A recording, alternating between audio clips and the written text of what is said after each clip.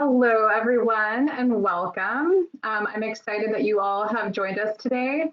I think we're just going to give it a minute for some other people to pop in. But if you want to go ahead and find where the questions tab is on the panel and let us know where you're joining us from, it's always fun to see where everybody is.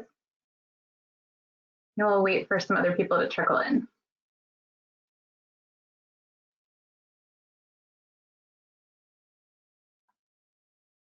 So I will go ahead and get started. I see we've got someone from Dayton, Ohio, and we've got Chicago, another Montessori school, it looks like. Wonderful. Raleigh, North Carolina. Very cool.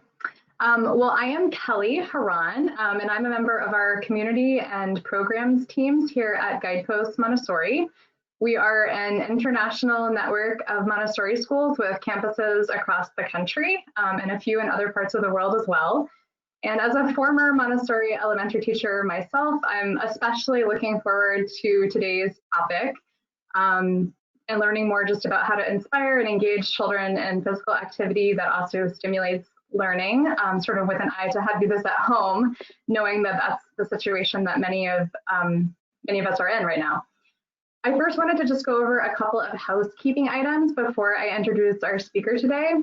We will be recording this webinar, just so you are aware of that. I wanted to let you know. And it will be made available afterwards on our Guidepost Montessori YouTube channel, as well as on our Family Framework platform, which if you aren't yet familiar with that, you can find it at elearning.guidepostathome.com. And if you have any questions as Nicolas is talking, you can write them into the questions tab in the panel, and I'm going to relay them to him during the Q&A portion. And actually, if you haven't already, let's go ahead and test that out and just let us know where you are joining us from. It looks like we've got someone from Atlanta. That's exciting. I'm also here in Atlanta. Montessori Education Center in Arizona. Key Largo. Someone from Berlin, Germany. Nice to have some international representation in Baltimore. Well, great. I am excited to introduce Nicolas Lepine, who will be sharing about a topic that he is very passionate about today. And we actually have something in common, which is that we both have taught Montessori upper elementary at a school that we attended as a child. So I just thought that was kind of cool because you don't find that every day. And I know he's going to be sharing more about his background, so I'll keep my introduction short. Nicolas is a Montessori certified elementary teacher. He's also an athletic director and a physical education instructor and a sports coach. He has a bachelor's degree in exercise physiology, as well as a master's in Montessori education. And he's going to be sharing his learnings from his pivot to at-home PE instruction. And since the pandemic, he's been sharing many of his lessons for free through his blog at MontessoriPhysicalEducation.com. You should definitely check that out, and I'm sure that he'll be mentioning it again later if you didn't catch that the first time. But I'm going to turn things over to Nicolas right now. Thank you so much for joining us. Well, thank you very much. I want to begin by thanking Guidepost Montessori for hosting this and for inviting me to share some of my work. I'd like to thank all of you for attending. It's important that we remember that physical activity is important in any time, but even when times are difficult, like these, where we have circumstances that really take away a lot of what we're able to do with physical activity in terms of the number of people and the contact and proximity. So we need to be creative in these times. So I'm glad that you're here along with me.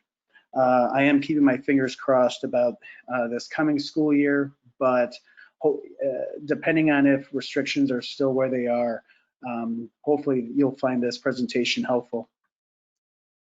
So my name is Nicolas Lepine, and I am the creator of Montessori Physical Education. There's a multiple intelligence theory that states that people learn best through different modes of learning. By integrating the classroom curriculum with physical education, this simultaneously enhances the classroom material with physically active games. It gets students who you would consider kinesthetic learners to move while they learn. And it gets students who would not consider themselves athletes the ability to learn. And there's some physical activity along the way. That's not the focus anymore. So if you have someone who actively is avoiding physical activity, this is a method that can get them attracted to this type of lesson. So this is, if you see this screen, this is my website. Again, it's MontessoriPhysicalEducation.com. If you see the red circle, yellow square, and blue triangle, that is me. You can find a lot more information about me and the website, as well as the blog that was mentioned. You can get a lot of free resources there, especially a lot of lessons that I've retooled for home use. And you also, there's also the online store where I do have some lesson plans for free as well. So looking at kind of my background here, I'm an interesting person because I have very specific educations that all kind of intermingled and essentially integrated themselves into what has become my passion now, which is creating PE games that reinforce the classroom curriculum. And I am a Montessori teacher, so I make a lot of my lessons specific to Montessori. However, there's so many lessons and that I've made which would apply to any classroom. Or, for example, a lesson on based on the great lessons is also a lesson that could be considered STEM as well. But considering Montessori, I began my Montessori life in kindergarten when I first attended Rogers Park Montessori in Chicago. My mom was so impressed by what she saw after just 1 year that she decided to begin her training. And she became a toddler teacher at Rogers Park Montessori, and she just retired this year after 33 years at the same school.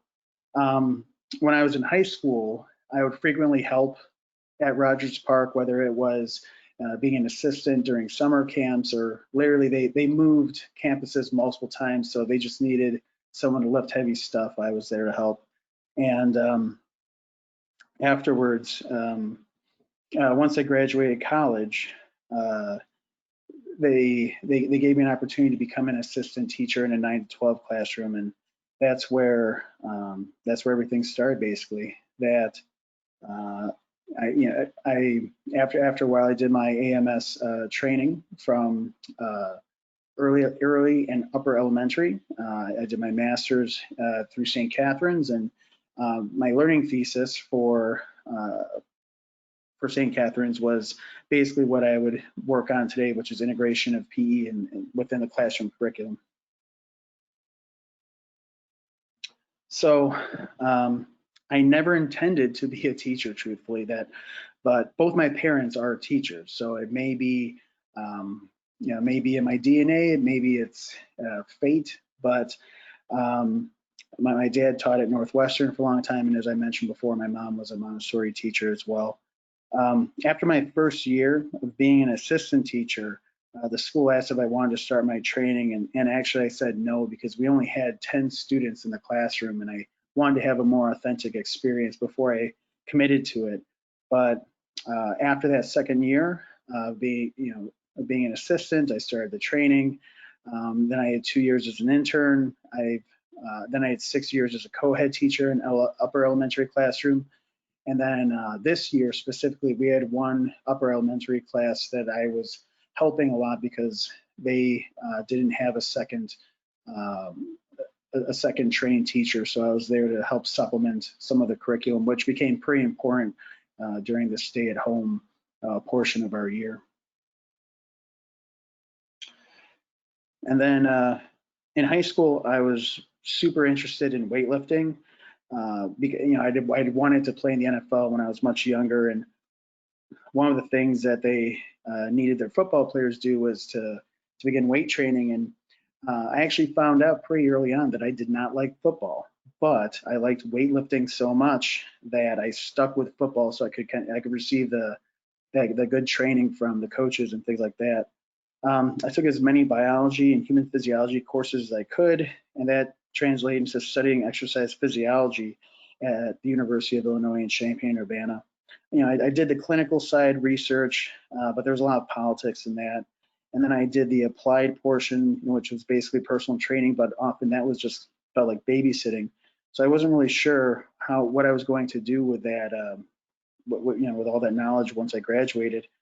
It wasn't until the classroom that I was able to rely on some of that knowledge when teaching lessons. But really, when I became the athletic director at my school, that opened up a whole new avenue where I was able to fully implement everything that I had learned before. So the way that I integrated my passions into my work was literally the foundation of how I believe an integrated PE education should be. So if you're here listening to me, I think we all agree that physical education is necessary. The CDC, after looking at 251 studies, saw that 98% of those studies saw at least a minimal to positive correlation. Not one study said that there was a negative correlation. So essentially, only good things happen when our students have physical education. 58% of those studies saw a significant correlation. We know that physical activity helps prevent heart disease, cancer, obesity, type 2 diabetes, high blood pressure, osteoporosis. The list goes on and on. However, a study in 2017 saw that only a quarter, 25% of children ages 6 to 17 are physically active for at least an hour a day. So we know of its benefits, but it's not happening.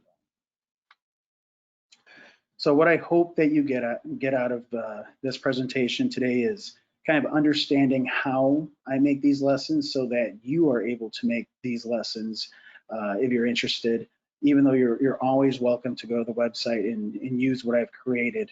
But I wanted to show you what I'm doing as well in case you want to tailor something specific to yourself. I want to show you how projects are one of the best ways to integrate PE with the classroom.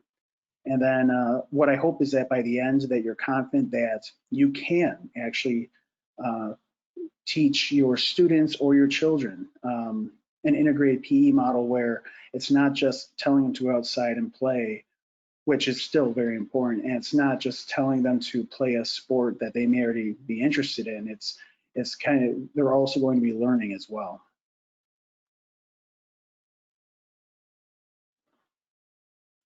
So teaching at home, we know that there's tons of distractions.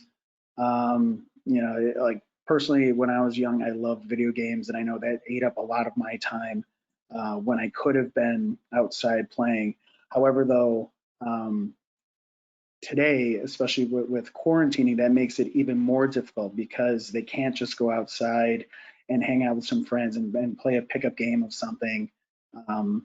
That literally that's something that they just can't do. And we know that trying to force students to play things almost in the way that we sometimes have to force our students to sit down and do some work, that doesn't resonate very well with them. So it's PE at home has its challenges for sure.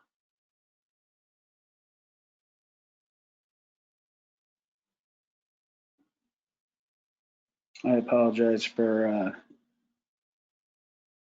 the loading here. We'll see if this works here.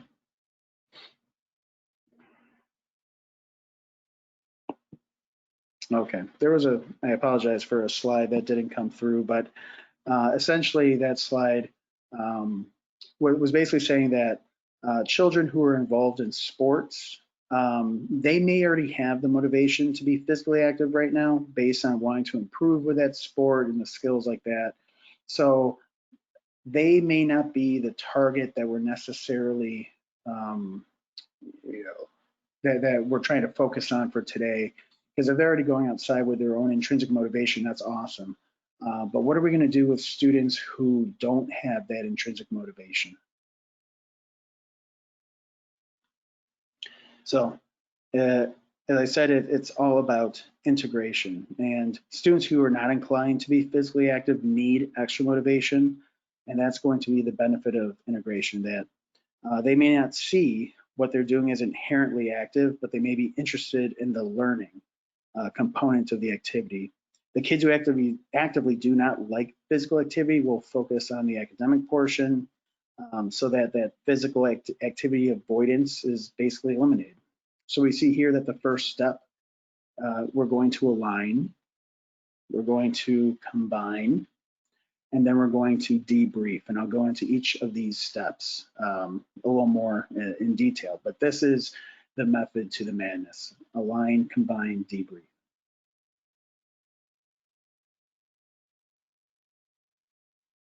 There we go. So when we are aligning, we are looking at different lesson topics or different content that we can merge with, basically with PE games. So there's tons of content that we can look at to try and make games from, whether it is specific to Montessori. The great lessons are super rich with lots of cool topics to essentially gamify. But there's geology and biology, and you can see that the list is pretty big, and I'm probably missing a lot. But these are just some of the concepts that if your child is interested in, and then they're really going to like playing a game based on these topics. So we want to align the PE games with this content.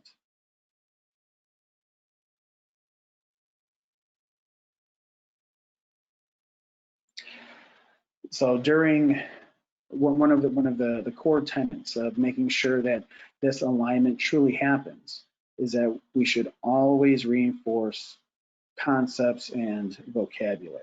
That if, for example, if a ball is supposed to represent a planet, we don't call it a ball anymore. We're going to call it that specific planet. Or if Legos are representing macronutrients, we're not going to say pick up the red Legos. We're going to say pick up the protein, or pick up the fat, or pick up the carbohydrates. But we're going to reinforce terminology within the game itself. So we want to combine classic game mechanics, which are your students and children may already know how to play. And that's the point, is that we don't want it to be so difficult for them to understand the rules that they don't know how to play it. We want to take things that are pretty familiar to them, but then we'll tweak some of the rules and we'll make new twists that emphasize how the game connects to a concept that we want them to learn. So this is by no means an exhaustive list. There's so many different things that we can do, or that we can use, that your student probably already knows how to do. That we tell them, let's play a game of tag, they already have a very good idea of what tag means. Or they're going to do a scavenger hunt, or they're going to play a game like keep away or monkey in the middle. These are all very familiar terms that that they know what to do. But once we start inserting specific rules with that terminology, this game that they understand now is becoming a game that's going to help teach them the concepts and the vocabulary that we want them to learn. So here is a very simple game that I created pretty early on during my tenure as athletic director. I took a relay race and a scavenger hunt, and I added that, I combined it with the solar system. And essentially what happened was, now we have a brand new game, the solar system scavenger hunt. So essentially I took a bunch of cards and I printed planets on them, and I would put them on one side of the gym, and I'd have the students on the other side in different teams, and usually in small teams to encourage a lot of running physical activity.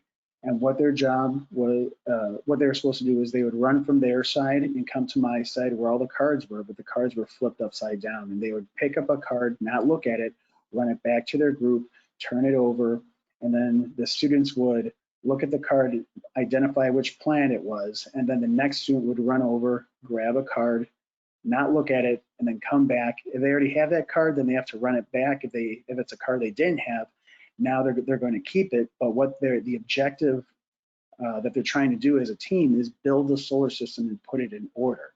So they are actively looking at the planets, the pictures of the planets. It's helping cement what that planet looks like because they're working in teams, typically multi-age teams with maybe a third grader, a second and a first grader in each group.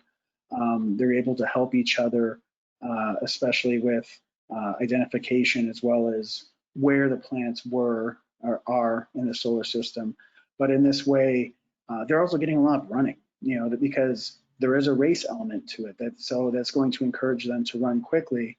But there's a lot of chance in the game as well. So, the fastest team doesn't always win because, they may not be lucky grabbing a card. So very simple concepts put together really made a game that works very well every year as an introduction to the solar system. And this is something that you can do at home as well. That they wouldn't be, if you only have one student, they wouldn't be on the team. They would be running back and forth, grabbing the cards, and you could play the game multiple times, either trying to break a previous time that they had, or you can ask them to do different things, like try and find all of the planets outside the asteroid ring, or try and find the largest planet, things like that. You can make these twists. And then finally, we need to debrief. And this is where the connections and the learning really happen. So before the game even starts, though, take time to answer any questions that your student or child has about the game. It does a lot of things for you. That your student or child will not ask questions, or typically won't ask questions during the game if you give them time up front to ask those questions, which helps their comprehension and understanding, but it's also going to help yours, especially if they're unsure of a rule and you don't have a good answer for it. Then that's actually going to help you understand what you need to do to improve the game so that it works even better. And sometimes a good question turns into a better way of the game actually even functioning. So take that time before to answer questions. But really, as I mentioned before, the heart of the learning is going to come after the lesson. And one of the best ways to do this, besides reviewing basic concepts and vocabulary, is you want to have something called higher order thinking questions ready. And these are questions that you can't simply answer with a yes or a no. These are questions that are going to involve more detail, and this will really help the students understand the concept that they're learning about, and really cement their learning and retention. And then this also works pretty well because this helps cool down the student so that when they return back to, if it's the classroom or if it's just, coming back home, to daily life, the debrief kind of brings down that energy. But now, because of the physical activity, they probably have better concentration, mood is elevated, so you get a lot of good benefits, not only of debriefing about that lesson, but also just kind of bringing them back to the energy that you'd want, especially if you're at home.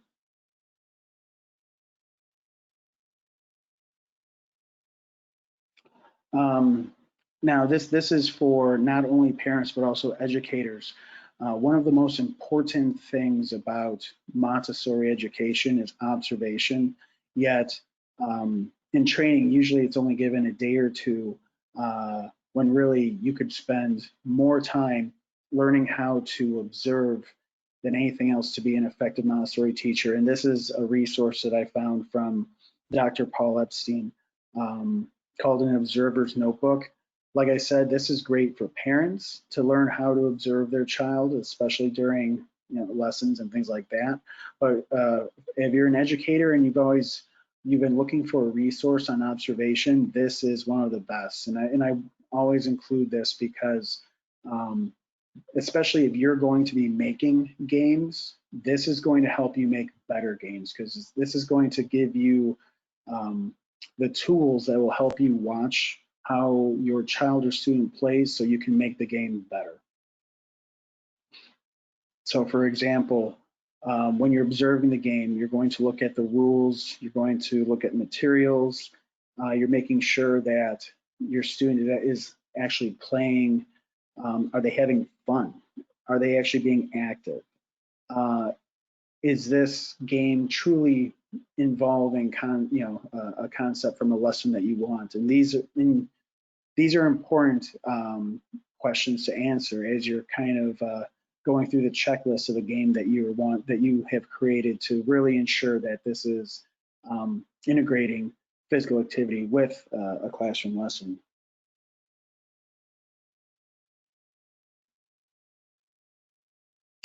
So here's some preliminary research that I did based on that solar system scavenger hunt game. When the slide loads. So what we see here are some of the benefits of integrating PE. The first bars, the yellow and orange, that's my control group. The yellow is the correct answers they got. So what I did basically is I asked 2 classes to put the planets in order. And depending on their age and things like that, I'd help them with spelling and things like that, but I wouldn't give them any answers. But so before they would, they did like a little quiz, and then we waited a couple weeks, and then we did again, and we can see that there was learning. That the second bar is the number of answers that they got correct after.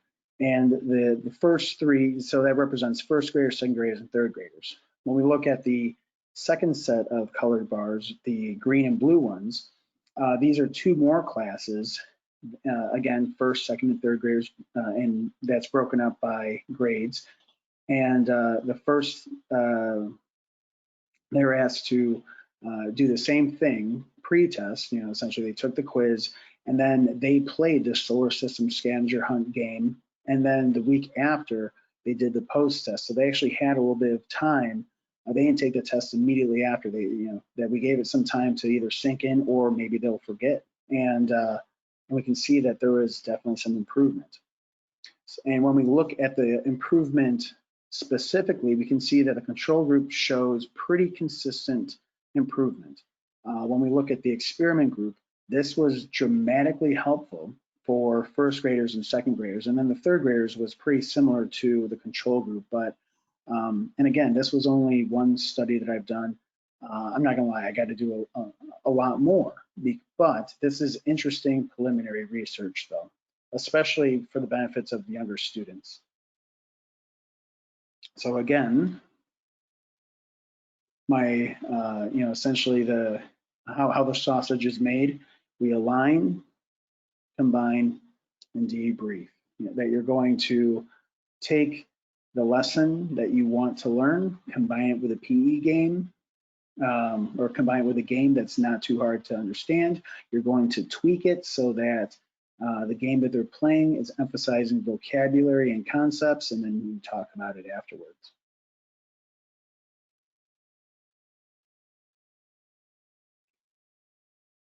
I apologize, the slides are moving a little slowly right now. If I press too many times, then there we go.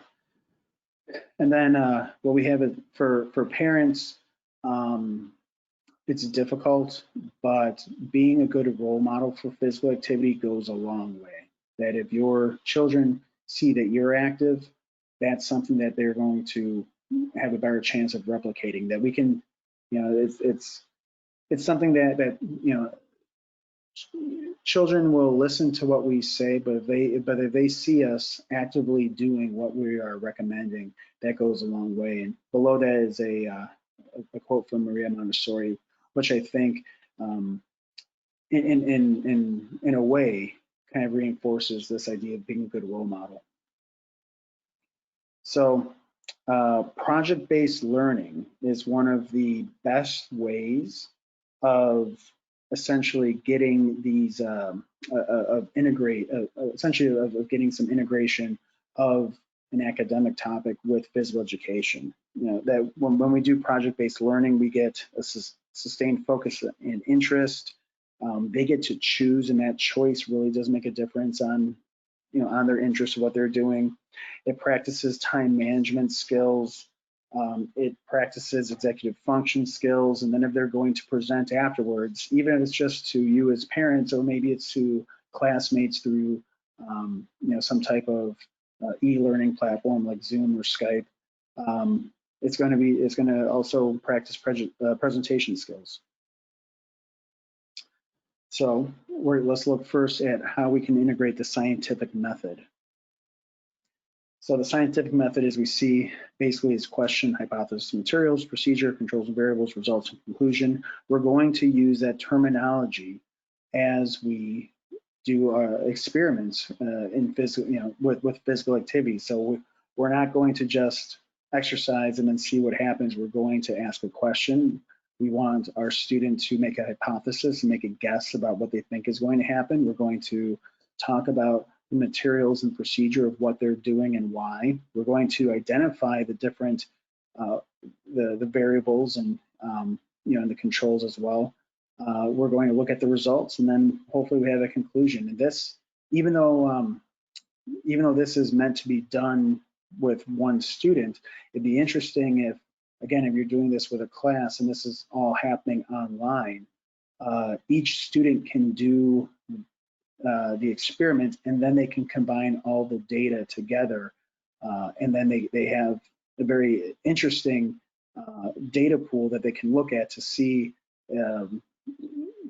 that can really make a strong conclusion from. So one of the best ways to integrate is to do experiments on the human body. So when we look at the pictures, the top left picture, I have an experiment where students can look at the amount of power their body can generate with a vertical jump, and they can literally turn that with calculations into watts. So they can see how much wattage they are producing through jumping. I have another experiment where they can look at the relationship of arm length to throwing speed, and that's basically looking at simple machines that some people have very long arms and some people have short arms.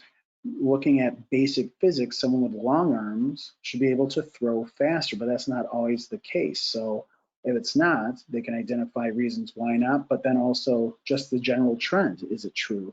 We can look at exercise and heart rate, and which types of exercise raise heart rate the most. And we can also look at something like if music improves physical performance.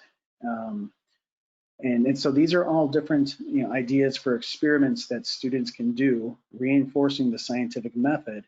But all of these involve some type of physical activity as well that they may not even be focusing on necessarily. They want to know the answer, so they're going to work hard, not even knowing that they are working hard.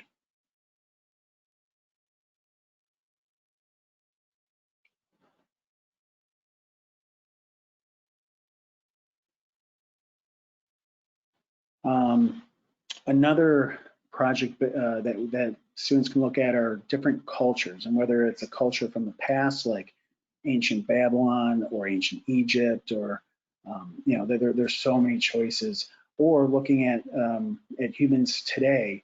Either way, a way to understand a culture can actually be done very, very interestingly through sport. So we start first with identifying fundamental needs, you know, that we look at the physical fundamental needs and the spiritual. And this is kind of the scaffolding and groundwork that a student can look at when they are looking at this culture that they're going to study. And then they can focus more on the sport of this culture, because sport really gives you a lot of information. So what does sport tell us about our culture? Well, it tells us the values of that culture. So, for example, if does a culture pride itself in teamwork, or does the culture really see that being strong as an individual is more important? And we can see this in something like Native American lacrosse versus Senegalese wrestling, where Native Americans invented a sport called lacrosse, where you need to be able to work together as a full unit, as a team. But then in Senegal, it's one-on-one, so whoever is the most powerful and skilled is the winner. So how the sport is played kind of tells you what the culture values as important. We look at outside integration. This can kind of give us a window into the past of how people either found each other or joined forces or conquered each other. But this gives us a little bit of an insight into the exposure that a group of people had with others. With the geography and climate, some sports can only be played with certain geological features. For example, surfing and skiing. That you have to have mountains for skiing, and you have to have access to oceans. An oceanfront for surfing. At least in the past. Maybe now it's changing a little bit with all different types of resorts and machines, but in the past that was certainly true. When we look at the arts and how it integrates in sport, many times there's special dresses and costumes. Sometimes there's special music that's associated with a sport. There can be makeup and paint. These are all different things that may be specific to the sport itself, or in general, it's something that helps represent the people of that culture within the sport that they're playing. Many sports recreate some type of story of the gods or their religion, or sometimes a sport is actually done to appease them in some way that's meant to satisfy something that needs to be done within the religion. Many sports were a practice of some type of military, so that can help you understand what even militarily they thought was important. Team-based, they need to understand how to ride horses. Do they need to be able to shoot a bow? Things like that.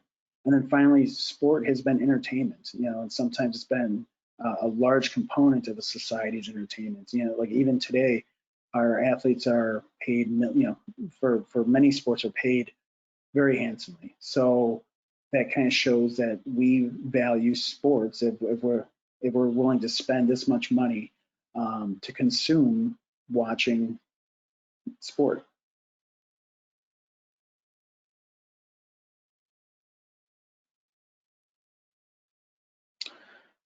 And then even more specifically, if we look at indigenous sports, we can really understand a culture even more so than just a typical than just looking at maybe a modern day sport. And because you have to kind of delve into the past to find all its iterations, where if you look at an indigenous sport that's still present today, you can really get a rich history from it. Now, another way of looking at sport, and this could be for your student that really only wants to practice one thing. For example, you might have a student or a child who's obsessed with soccer or football, as most other countries call it.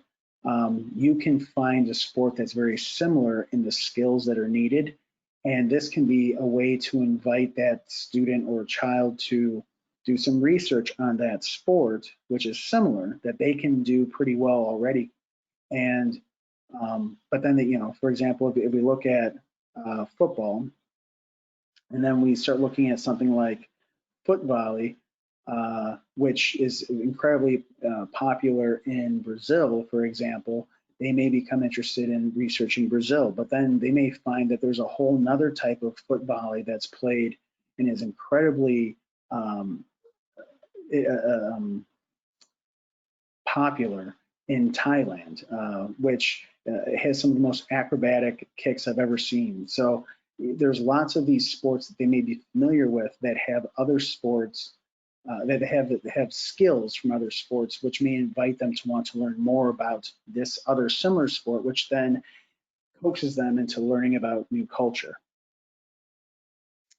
And then, when we look at STEM and the engineering process, this is another area where we can really do some fun stuff in physical education.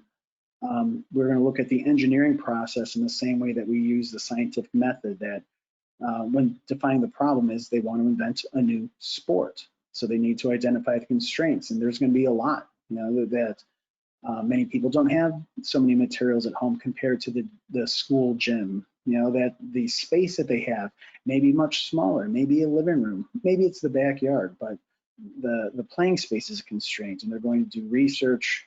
They may have to do some measurements and things like that. They're going to imagine different solutions, and they're going to create prototypes and test them. And what we can do is your student can actually invent a sport from scratch. And in doing so, they're going to take a game and identify the playing. So what I do is what we start with is we play a game that they know pretty well, and we start messing with the playing areas. So you make it much bigger than it used to be, or you make it smaller, or maybe you start making different out of bounds. But this shows students how the playing area can really affect how a game is played. And then we can look at constraints, especially depending on if they're at home, they're going to have some significant constraints. So they're going to gather materials, they're going to make some prototypes, they're going to start abandoning some prototypes, or they might keep some, they may merge some ideas together, and they're going to repeat this process several times, and they can test it out and create rule sets and improve it. And then finally they can communicate this new game, that this new sport they invented, to other people.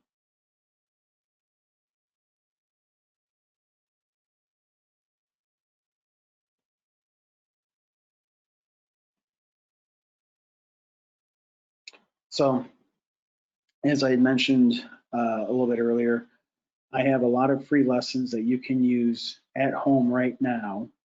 If you go to the top right and you see where it says blog, and I just have it highlighted right there, if you click on the blog and you scroll through that area, you'll find, I think, at least, I want to say 6 blog posts, which has at least 10 lessons, with actual lesson plans that you can use and implement as soon as you want.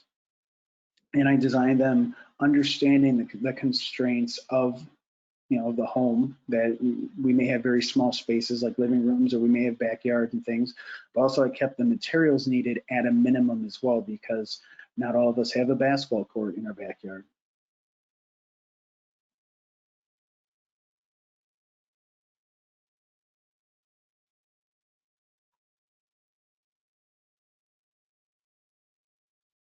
So I'm hoping that we met our objectives, that you got to see how I create games from scratch. And I know there's more to it than what I explained, but that's basically how it's done.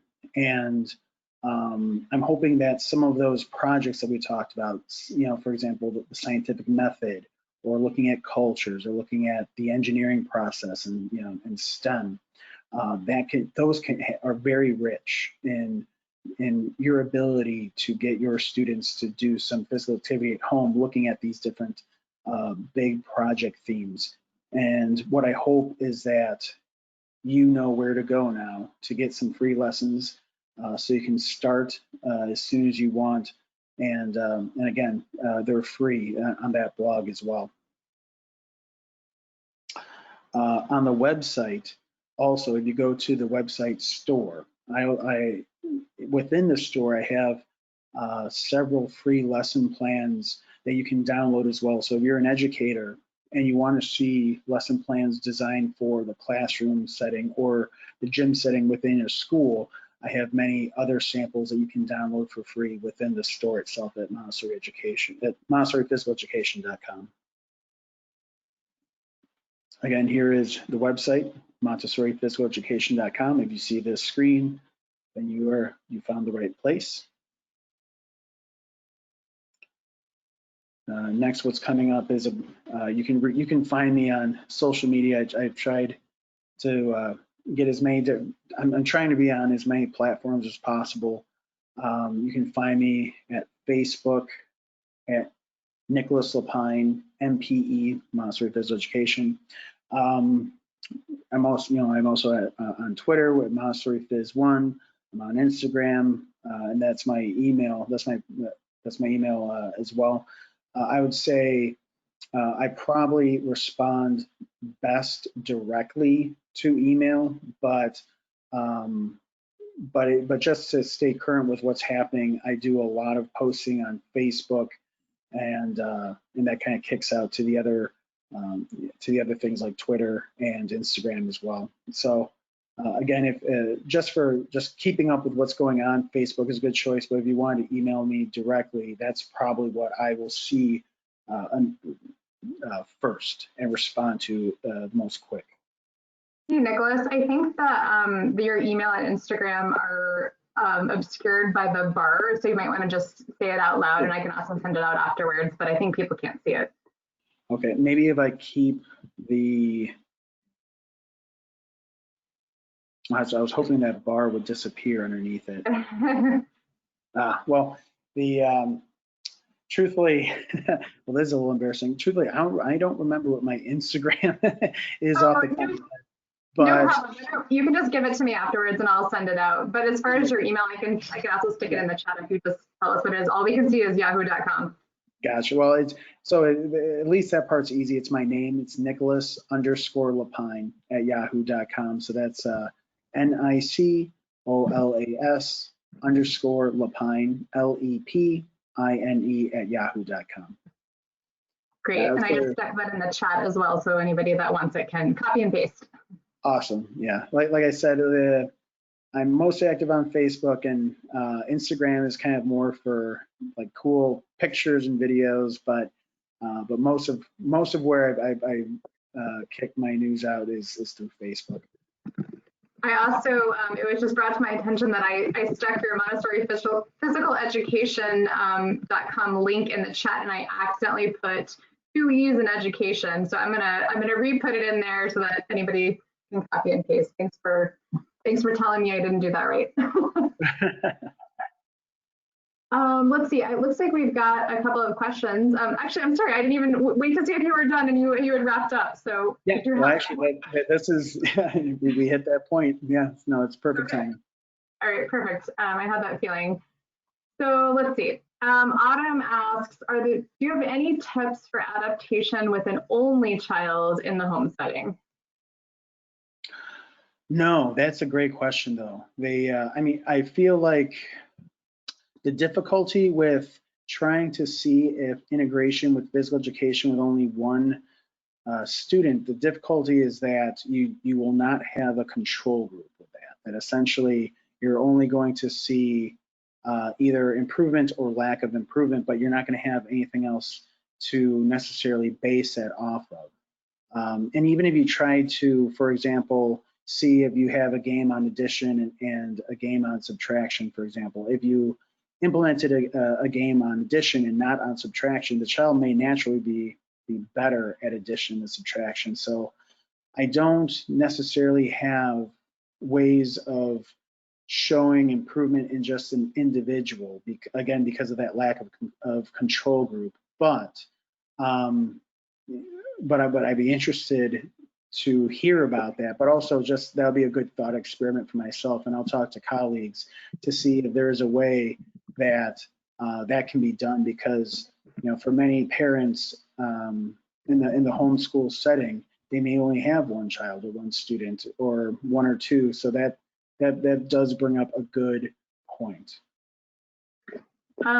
Sorry, I am really striking out today. I accidentally forgot the S on the end of your name. So I just wanted to draw attention. It's Nicolas _Lepine at yahoo.com. So apparently multitasking is not my strength today. So let's see, we've got another question. My 8.5-year-old son has always been interested in activities, but he hates any kind of organized sports. soccer, basketball, etc. He doesn't mind playing with parents, but he doesn't like playing these sports with friends or going to a class for any of these things. I'm trying to understand where the reluctance is coming from. Any insight there?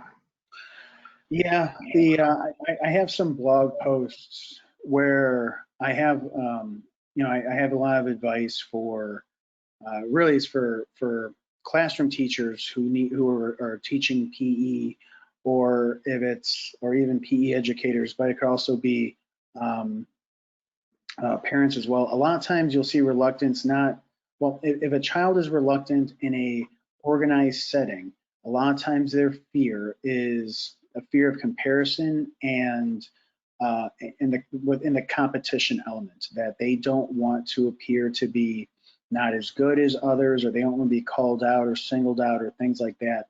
Especially if the student is active on their own or they like doing individual things, but then they don't like that team group setting type of game. Part of the way that that's solved is that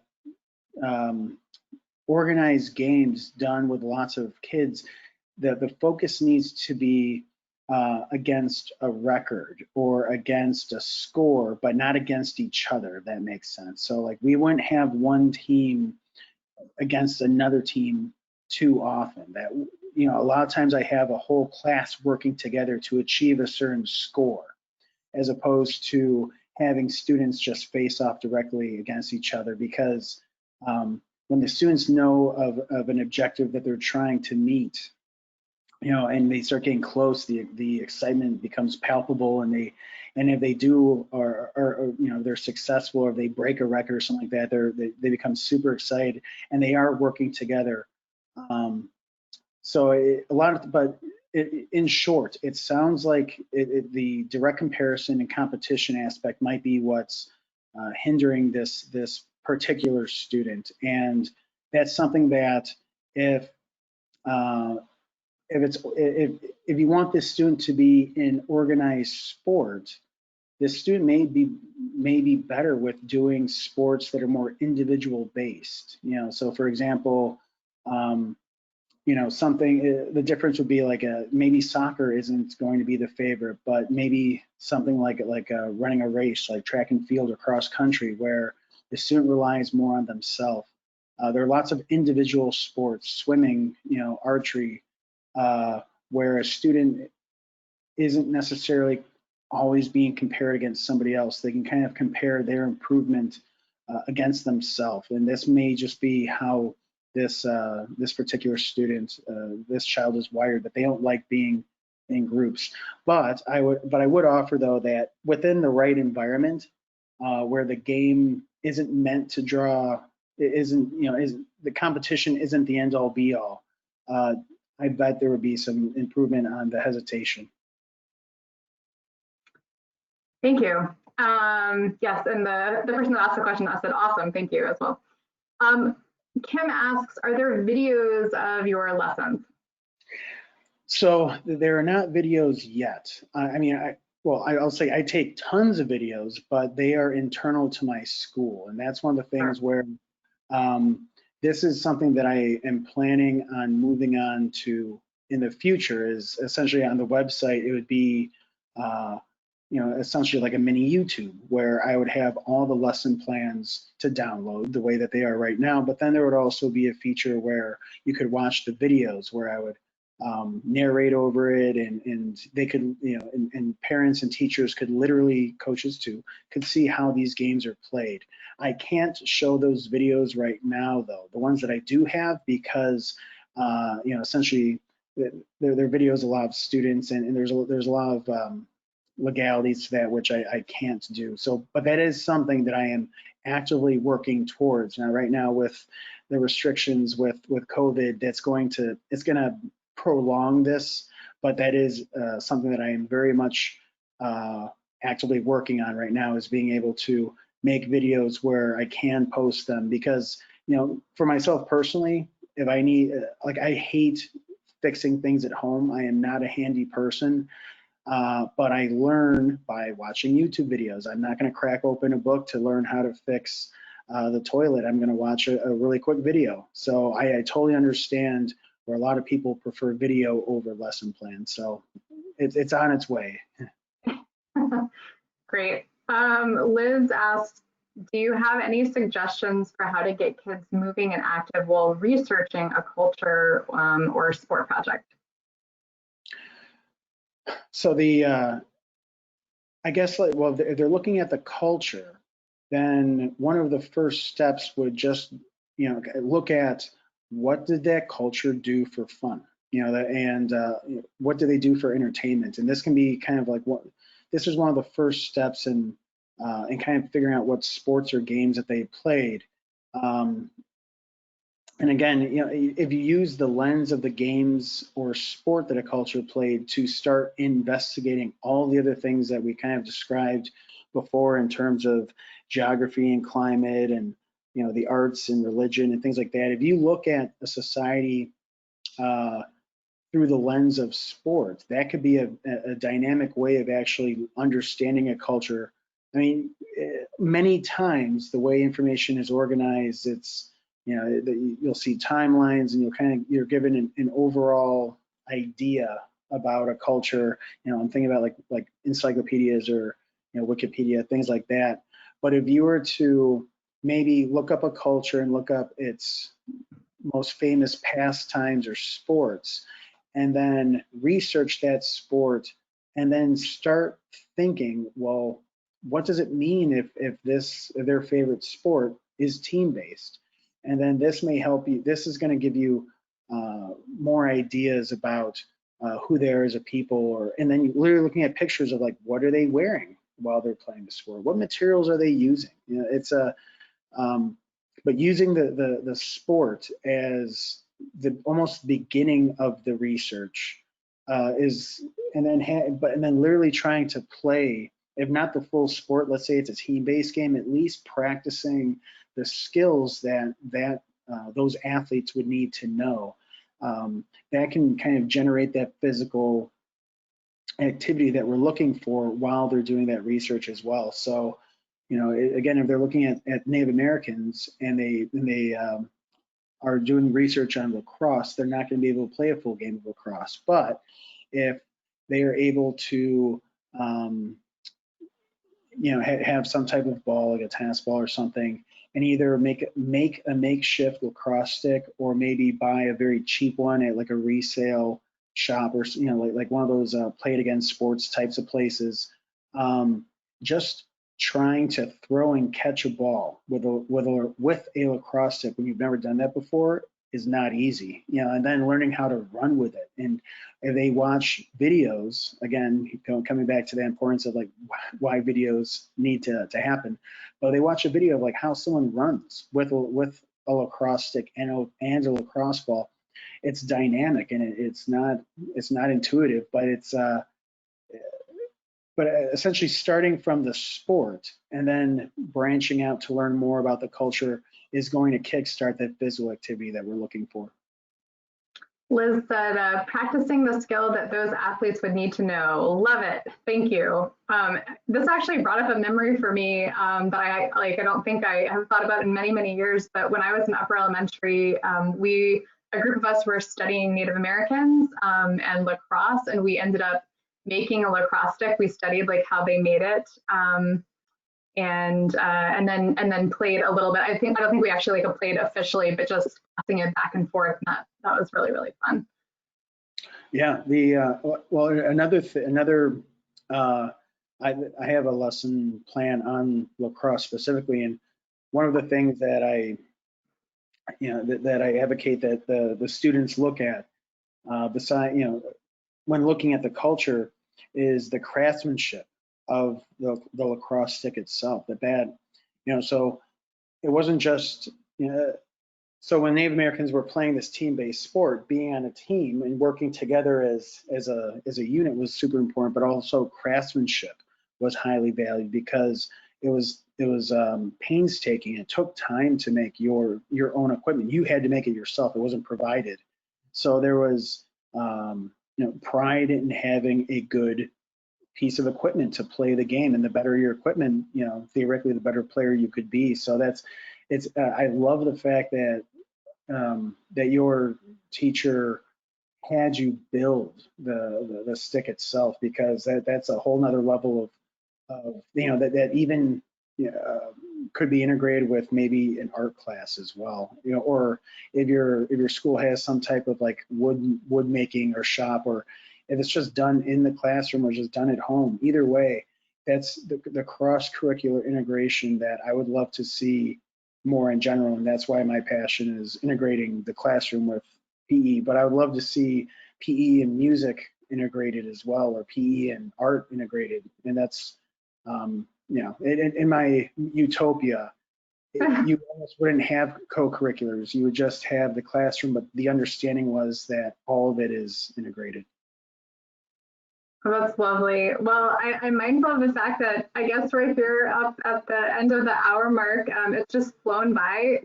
Thank you so much, Nicolas, for all of your time and expertise and sharing. And I'll be sure to share out your email and Instagram and site in a follow-up email. I will double check for typos before I send it out. So apologies for that. And thanks for everyone's patience and reminders. Thank you so much, and look forward to directing people to your site to continue sharing in your resources. Absolutely. Thank you again for having me, and and for everyone else. I'm going to continue releasing more lessons on the blog, and anything for, especially now with home use, it will be free, and just so keep looking out for that blog. But otherwise, though, thank you so much for attending and for the thoughtful questions. And again, thank you, Guy Post Montessori, for hosting me today. Absolutely. Take care. Bye. Thank you.